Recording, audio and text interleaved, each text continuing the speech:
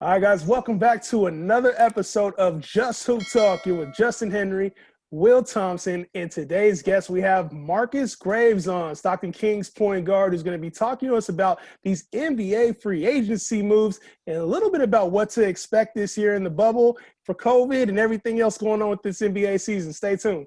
You are now tuned in to the next best thing.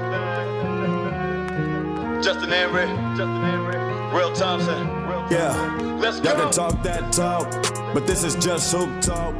Updates on the news, analysis who's who gon' win, who gon' lose.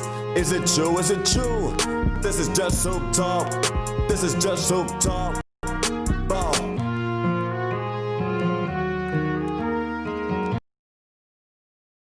All right, guys.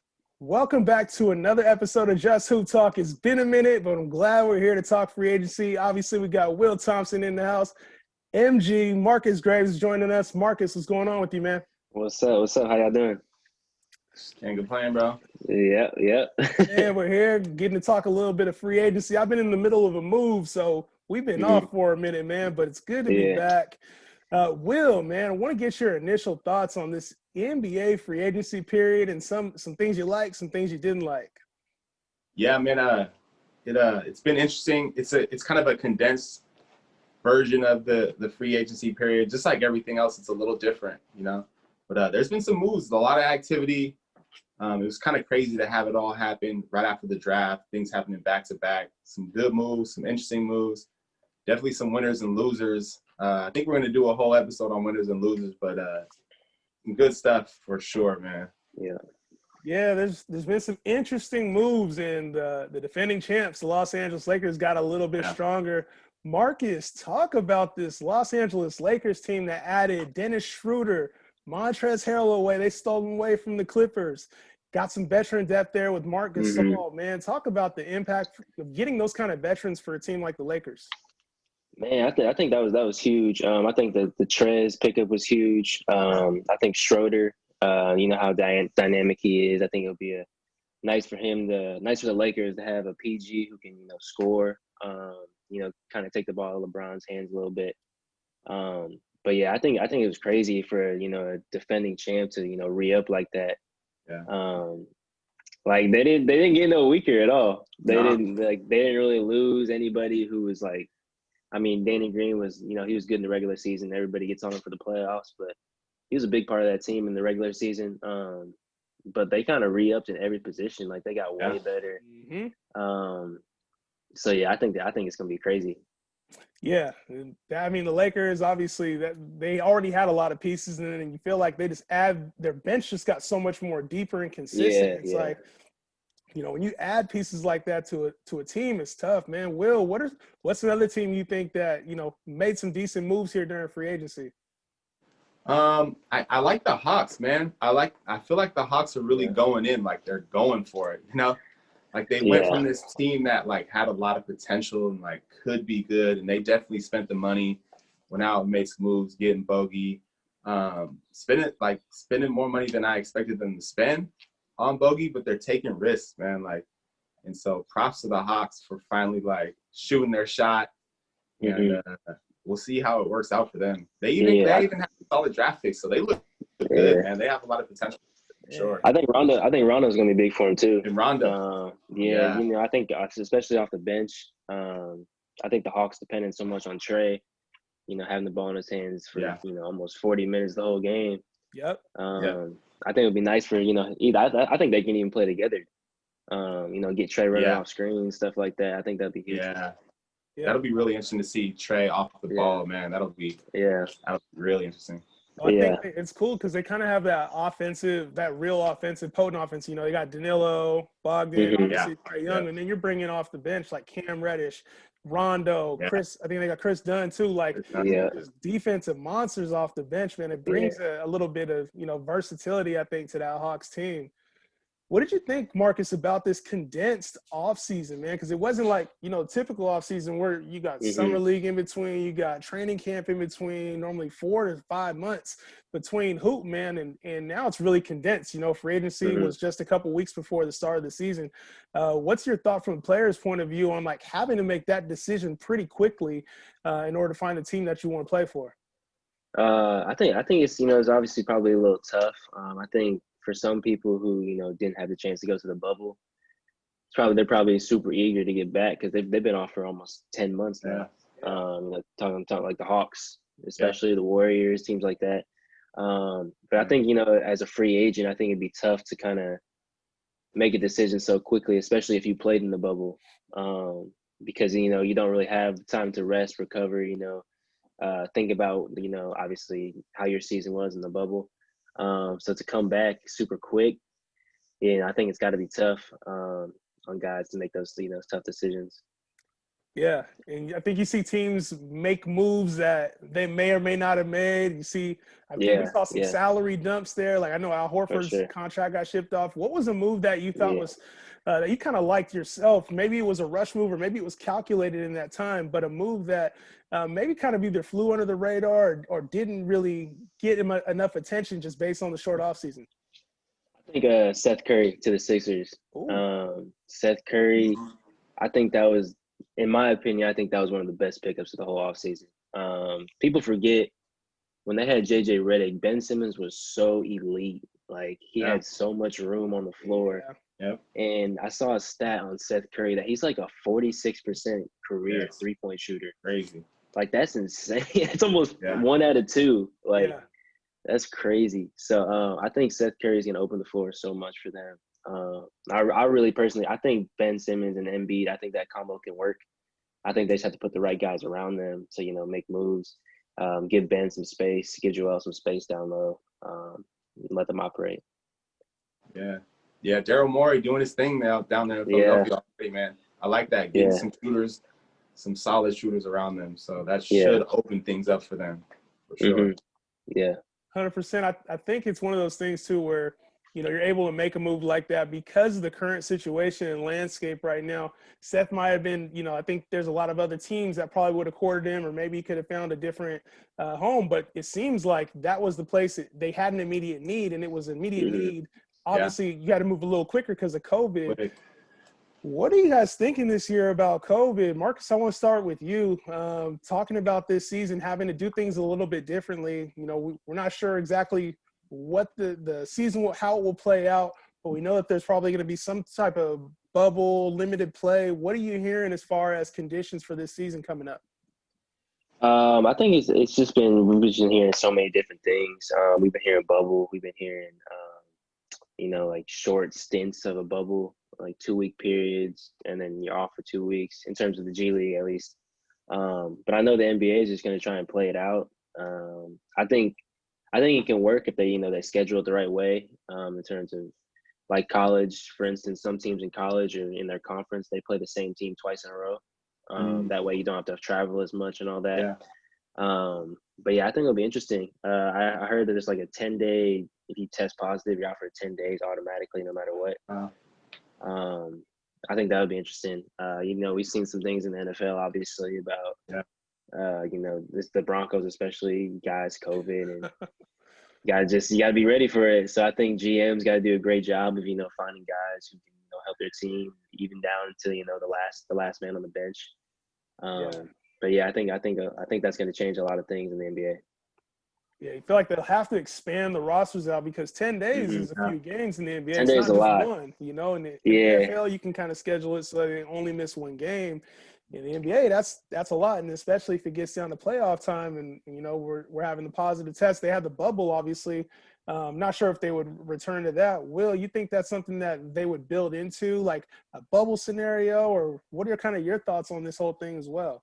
Yeah, I'm interested because they did such a great job with the bubble last year, and they kind of led the way as far as like professional sports are concerned with like creating a bubble, creating a situation where like no one got COVID, and so now them kind of abandoning that is interesting, but I think it's too difficult to do over a 72-game season to do a bubble.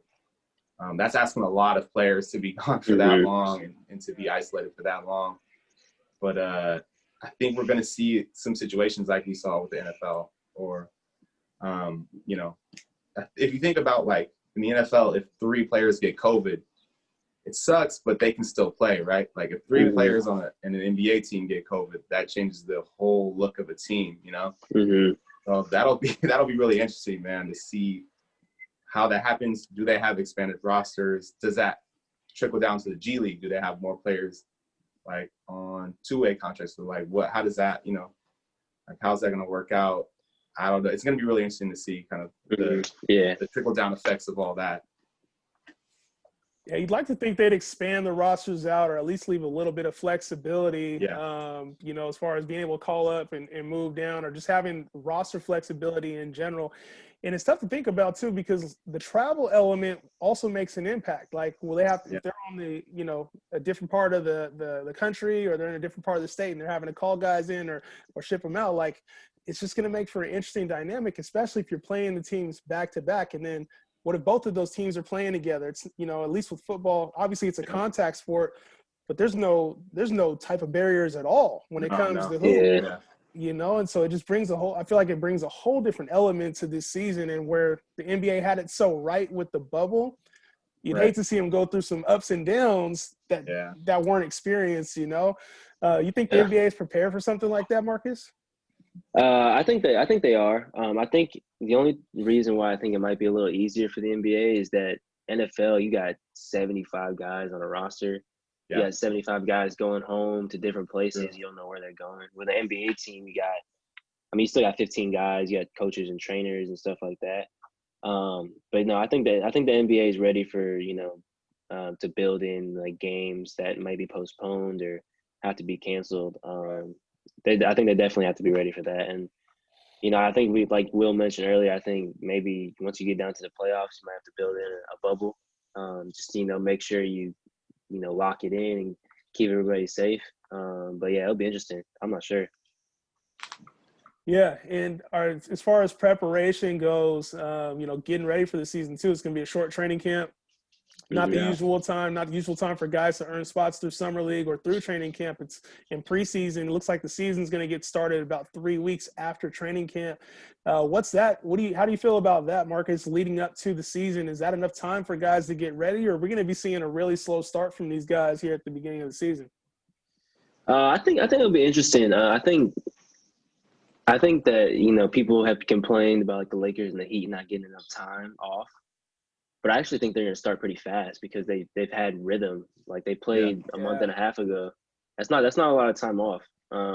You know, so I think those teams might be better off rather than teams who haven't played since March. So I think it'll be interesting. You know, people like LeBron has complained about, you know, not having enough time, and obviously he's going into year 18. But I think, you know, those teams that like the Heat, they're a young team. They don't really need that much time off.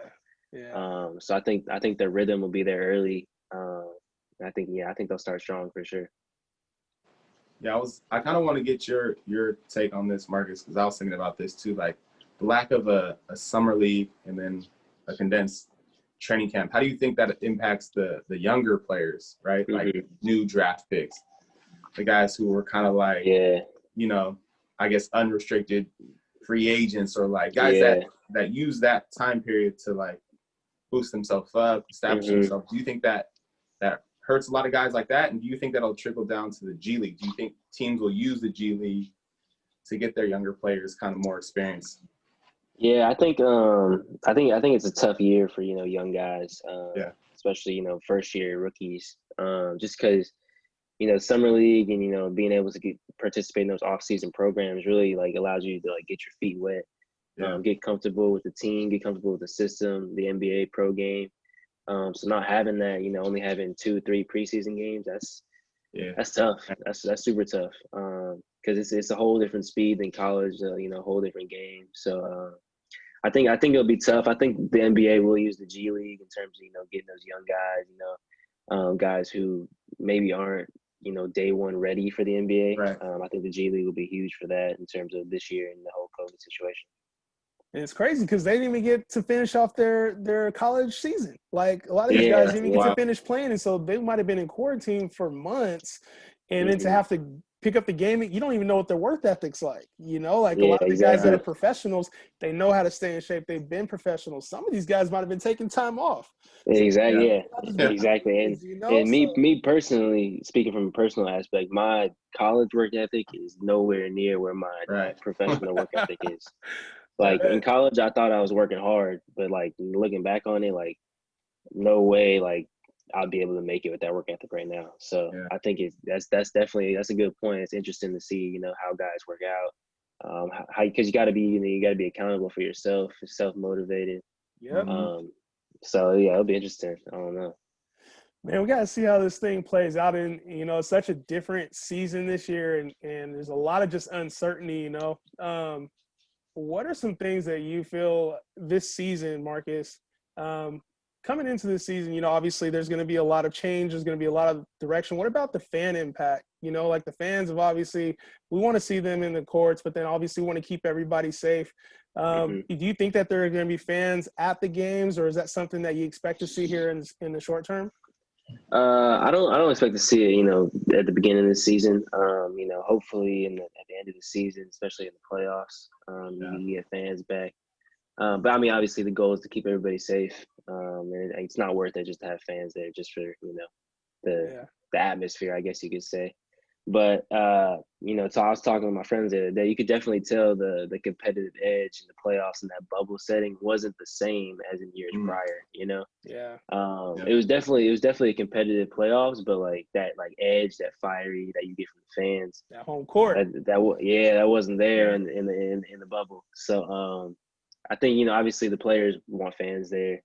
The league wants fans, but I think the goal is to keep everybody safe for sure. Yeah, man. Well, it's going to be an interesting season, Marcus. Appreciate you coming on and lacing us, man. With some sir. That player point of view, man. It's good to hear from your side because obviously all of us as fans, we want to see the game and we want to see people in stands. There's a lot more to it, man, and making sure that you stay safe and that the environment is there for you guys too. So appreciate you coming on and sharing your side of it. Yes, sir, man. Appreciate y'all having me. Absolutely. Thank you, dude. Well, that does it for another episode of Just Hoop Talk. Be sure to subscribe, hit that like button, show us some love. Just Hoop Talk, another edition of the books. We're out. Yes, sir. For more NBA, college, and hoops coverage, be sure to subscribe to Just Hoop Talk podcast on YouTube and all streaming platforms.